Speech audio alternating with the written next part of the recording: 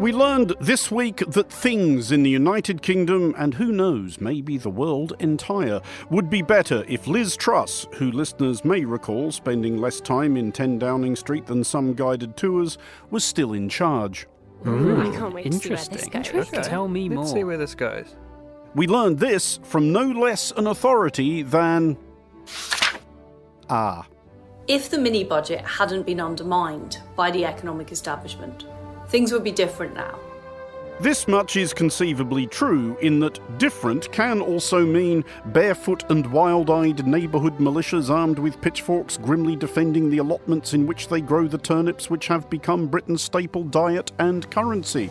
However, we learned that Truss believes that her country, and clearly much more importantly herself, was undermined by the economic establishment. Those guys with their shenanigans. We did not learn from Truss's weird little oration delivered from in front of a bookcase of volumes sorted by colour. What? What's the point? Anyone would do that?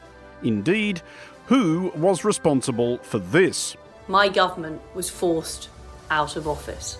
Possibly because she cared to remind neither her audience nor herself that her government was forced out of office by the governing party which she was leading at the time. Anyway, sticking with the subject of people from whom we thought we'd heard the last.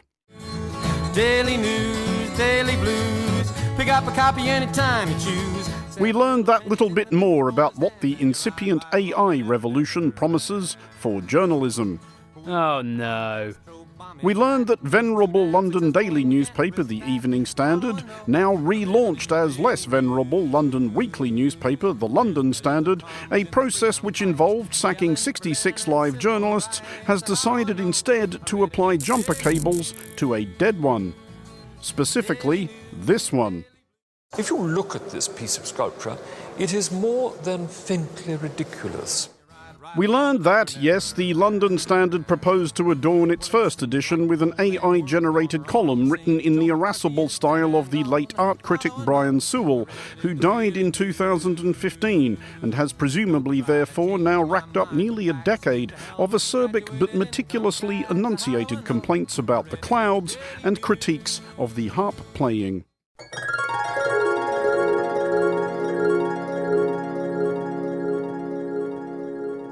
In fact, if this is a thing we're doing now, let's see what happens when we ask AI to furnish acerbic but meticulously enunciated complaints about clouds and critiques of harp playing in the style and voice of Brian Sewell. Clouds, those transient drifters, obscure the heavens' artistry, much like a harpist's dulcet tones, which, while ethereal, often descend into sentimentality, drowning genuine emotion beneath a cascade of predictable notes. To be clear, that is literally what we just did, i.e. asked AI to write something irritable about clouds and harps in the style of Brian Sewell and ran it through a voice simulator program. We are not making this up, we are all doomed, etc. Anyway, we learned unusually in both the current and historical context of good news for Russia. Steady on. We learned that there had been a response to Russia's recent offer to beleaguered subjects of the decadent woke West no longer able to walk their streets without being forcibly converted to vegetarianism or ushered by shotgun into a gay marriage to relocate to Russia, where it is promised there are no destructive neoliberal ideological attitudes.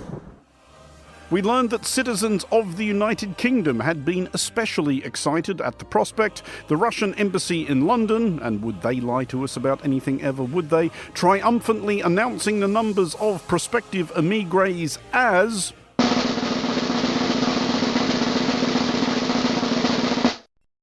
34.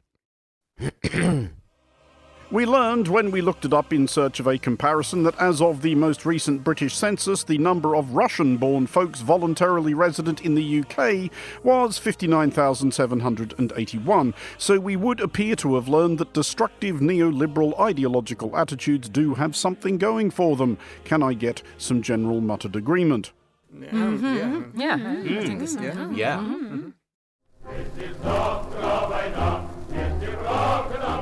Maybe people prefer living somewhere they can express a view contrary to that of their government without being deported to the salt pile, tipped out of a window, or shanghaied into a muddy trench on a moribund front line in a pointless war.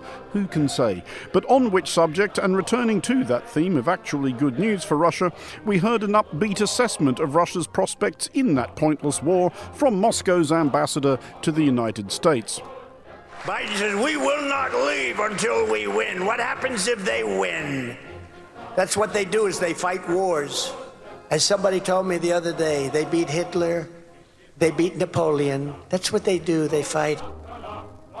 We learned, however, when we consulted the history books, that the someone who told Ambassador Trump this, who we're absolutely certain really exists, obviously, may need to brush up somewhat on their Russian military history, which, though it does embrace a lot of fighting, is not what the impartial observer could call an unblemished record of victory. It would have made, in fact, a neater ending to one of these monologues if Ambassador Trump had made this boast a month ago, around the 110th anniversary of the Battle of Tannenberg. But we can only work with what the news gives us. For Monocle Radio, I'm Andrew Mueller.